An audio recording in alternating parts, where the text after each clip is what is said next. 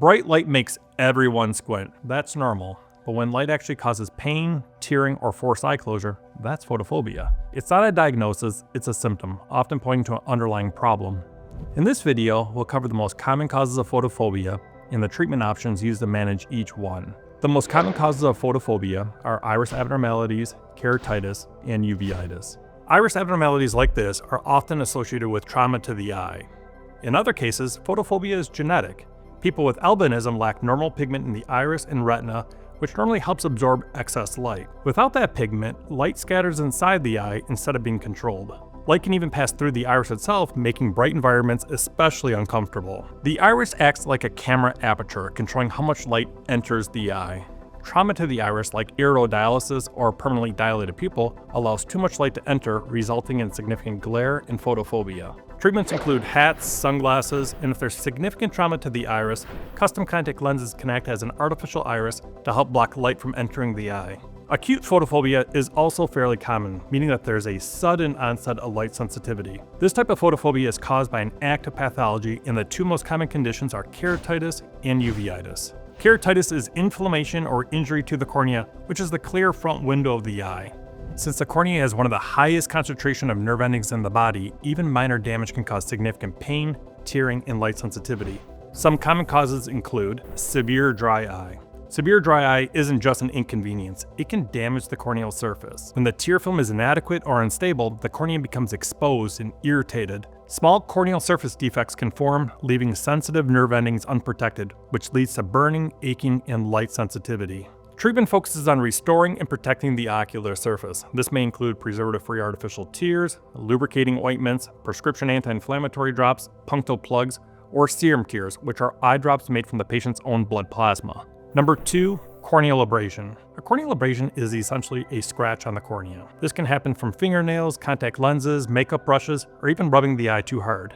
Because the cornea is so densely innervated, even a small scratch can cause severe pain, tearing, and intense light sensitivity.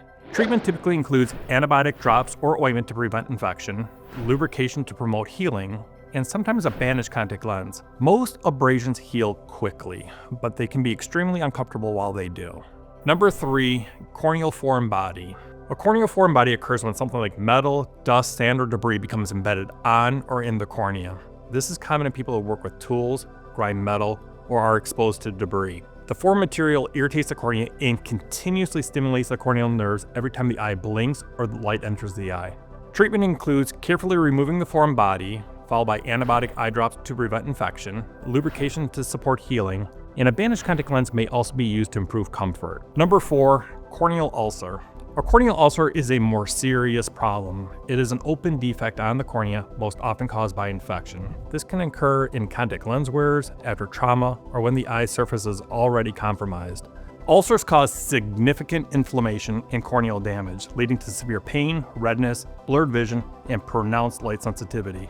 Treatment is urgent and often aggressive, typically involving frequent antibiotic, antiviral, or antifungal drops depending on the cause. Close follow-up is critical to prevent scarring and permanent vision loss. While keratitis can range from mild to vision-threatening, the key takeaway is that light sensitivity is often a sign that the cornea is injured, and it should never be ignored.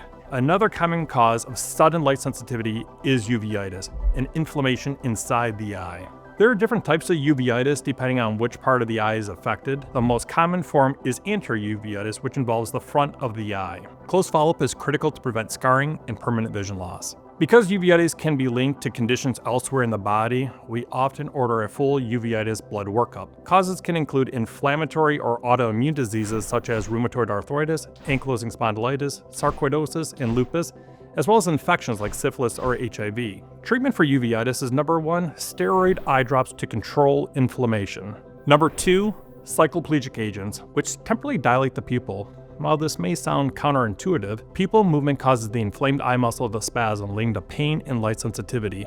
These drops prevent the spasm and significantly improve comfort. And number 3, treat the underlying systemic condition if one is identified. Bottom line, photophobia isn't just sensitive eyes. It's often a warning sign that the eye is inflamed, injured, or infected. If light sensitivity is new, worsening, or associated with pain or vision changes, it's important to get a comprehensive eye exam.